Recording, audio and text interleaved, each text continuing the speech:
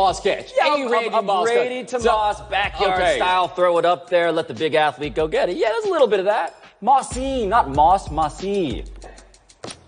First quote. Lil bro gonna be a problem. Hashtag Young Drip King.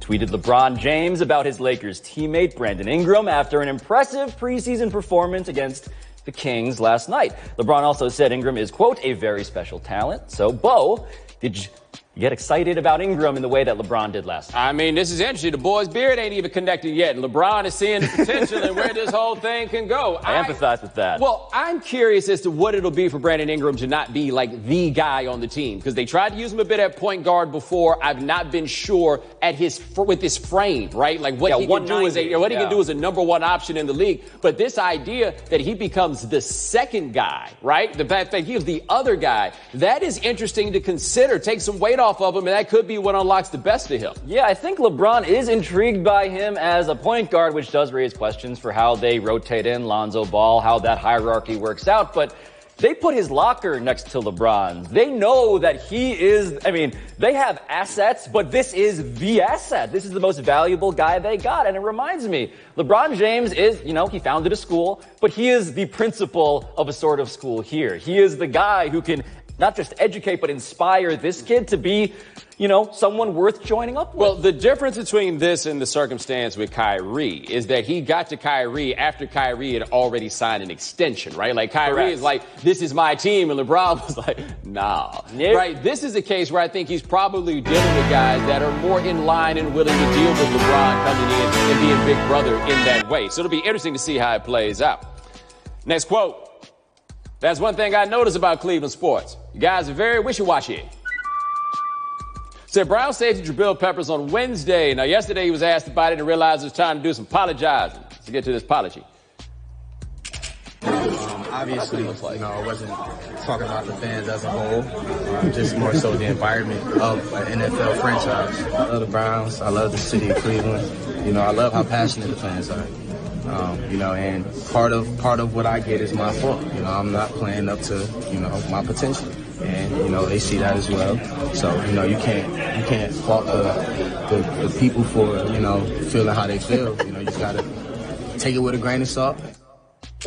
Pablo, you're a Cleveland fan. Would you buy this apology? I would buy that he is clearly in his sort of body language there trying to convince us that he is sincere. But yeah, when you say that I'm not blaming you, I'm blaming the environment that created you, I think you can sort of still take some amount of umbrage with that. If I'm a Browns fan, my main thought is, we are now 2-33-1. Like, what do you expect us to be like? Well, there are two arguments, right? One, you can't say that any Browns fan is actually wishy-washy when in the time that you played for them, they have won 2 games. Yes. Right? Like, that is that argument. The other one, though, and this is crucial, and he is correct. This is how fans go.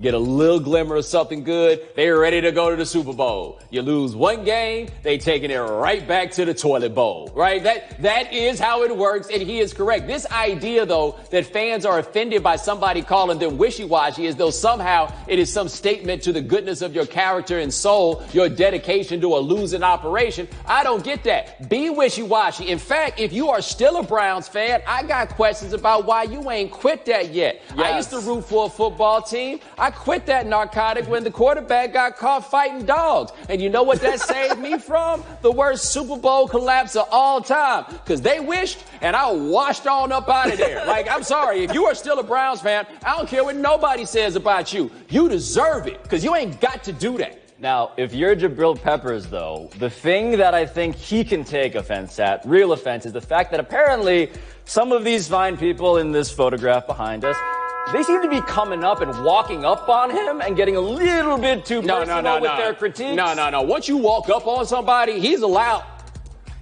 They don't like it. They don't like it when you advocate violence against. They don't, and we are not doing that. I'm not advocating it. I'm just saying it's within the realm of possibility. Contemplating violence. Last quote. I'm a grown man. I can do what I want to. Said John Wall in response to a question he felt was referring to his partying. Let's listen. Interesting to me. I love it. I asked them the same thing. You got 9 to 5. What you do after your 9 to 5? You're not about to sit in the house all day, are you? I mean, I'm a grown man. I can do what I want to as long as I know what I do and bring to the table every night, and that's give 110% effort. I know how hard I work on my game. I'm going to enjoy my life. I'm not about to sit at home and be boring.